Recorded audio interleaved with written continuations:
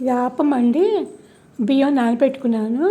ఇది గోవిందభోగ్ రైస్ తీసుకున్నాను. ఏ బియ్యమైనా పర్వాలేదండి. దోసల బియ్యమైనా, సోనా మసూరి అయినా ఏదైనా పర్వాలేదు. నేను గోవిందభోగ్ రైస్ తీసుకున్నాను. ఇవి ఒక 5 అవర్స్ 6 అవర్స్ నానబెట్టేసుకోవాలన్నమాట. బాగా నానిపోయిన తర్వాత వాటర్ పోసేసి మెత్తగా గ్రైండ్ చేసేసుకోవాలండి. చాలా మెత్తగా గ్రైండ్ చేసుకోవాలి. కొంచెం లూజ్గానే చేసుకోండి. మనం ఏంటంటే ఆపంలాగా వేసుకుంటాం కదా, కొంచెం దోసల పిండి కన్నా కొంచెం పలుచగా. అయిపోయిన తర్వాత ఏంటంటే ఒక అర గ్లాసు నీళ్ళు తీసుకున్నాను. అవి బాయిల్ అవుతుంటే మనం గ్రైండ్ చేసుకున్నాం కదండి, ఆ పిండి కూడా అర గ్లాసులు తీసుకుని ఇందులో పెట్టేసి ఉడికించేయాలన్నమాట. ఇది ఇలా చేయడం వల్ల ఏమవుతుందంటే మనకి దూదుల్లాగా మెత్తగా వస్తాయండి. చక్కగాను ఏమీ ఇబ్బంది పడకండి, చాలా బాగుంటాయి అన్నమాట. ఇది మెత్తగా ఉడికిపోతుంది అన్నమాట పిండి లాగాను చక్కగాను.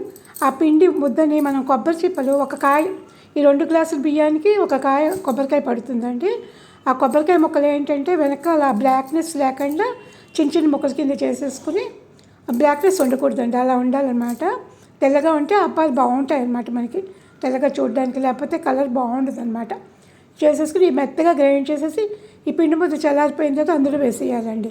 వేసేసి వాటర్ పోసేసి బాగా గ్రైండ్ చేసేయాలి మెత్తగా. కొంచెం పంచదార వేసుకోండి. గ్రైండ్ చేసేసి ఇప్పుడు ఈ పిండిలో కలిపేసుకోవాలి. మనం ఇంతకుముందు చేసుకున్నాం కదా, ఆ పిండిలో కలిపేసుకోవాలి. కొంచెం సాల్ట్ వేసేసి మూత పెట్టేసి ఉంచేసుకోవాలండి. ఇది మన నైట్ అంతా కూడా పర్మనెంట్ అవ్వాలి.